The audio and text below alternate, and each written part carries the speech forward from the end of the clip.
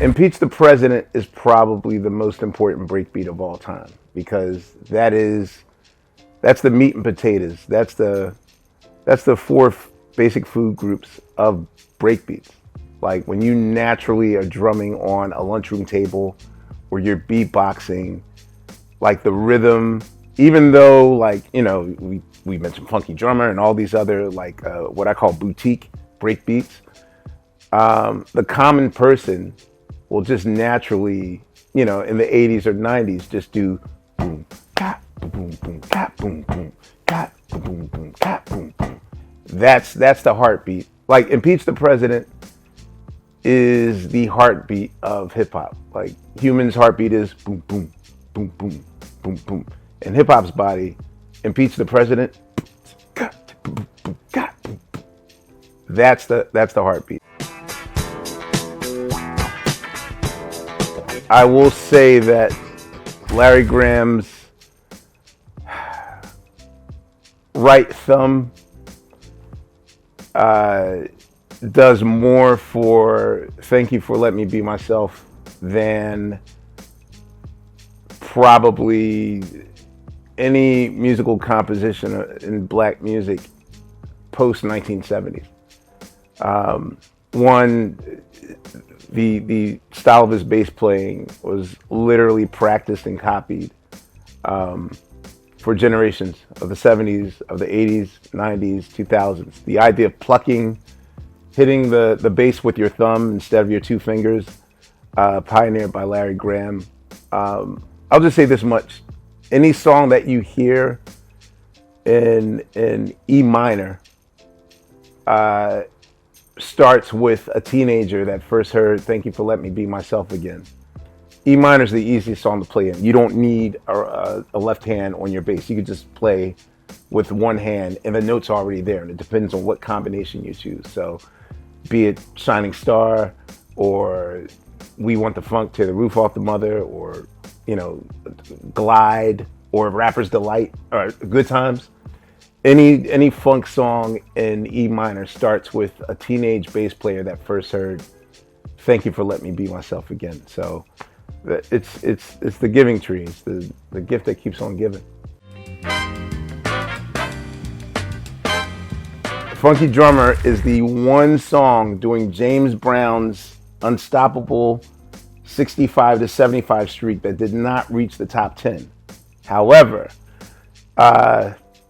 literally by giving the drummer some, that's the song that's like the biblical equivalent of two fishes and 5 loaves of bread feeds an entire multitude. Clyde Stubblefield, the drummer, is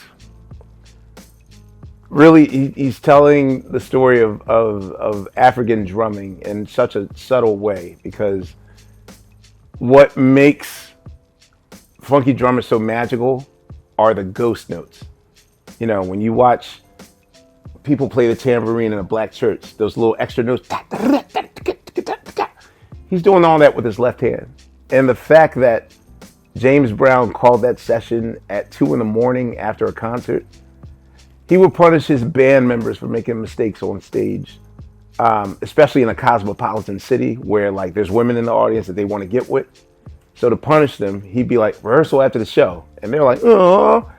And he makes them go to the studio and they're angry at him. The fact that those 13 band members are so united in their anger at James Brown that they create one of the most funkiest songs ever. But it's just, I don't know. It's like watching, you know, Jordan era Bulls. Like it's a team working together. So just as a work of art, Funky Drummer speaks to me the most. That very style of drumming is kind of what broke the roots wide open with You Got Me. When people often talk about that little drum thing you do at the end. I went to a nightclub once on our first night in London. And, you know, Americans are very arrogant. So we go to a nightclub. And the first thing they put on is Anita Baker's Sweet Love. And we're like looking at each other like, this is what they dance to over here? They dance to ballads, like retro nouveau soul ballads from like 14 years ago. So we're laughing at them. And Anita Baker singing the first verse and everything. And we're just looking at people like they look like they're preparing for war. And when they go into the hook, I'm in love. Suddenly it was like it was like Smells Like Teen Spirit on steroids. Like we just watched in slow motion people just like, it wasn't slam dancing. We were like scared for our lives for a good 28 seconds because we didn't know. Like we went in all arrogant, like, look at the British, like they're dancing to slow music in a nightclub. And then they just, yeah, and when I'll never forget that as long as I live. Matter of fact, that same exact moment is what inspired Outkast to make Bombs Over Baghdad. Like Americans weren't hip to drum and bass. Like there's nothing more aggressive and an emotional release.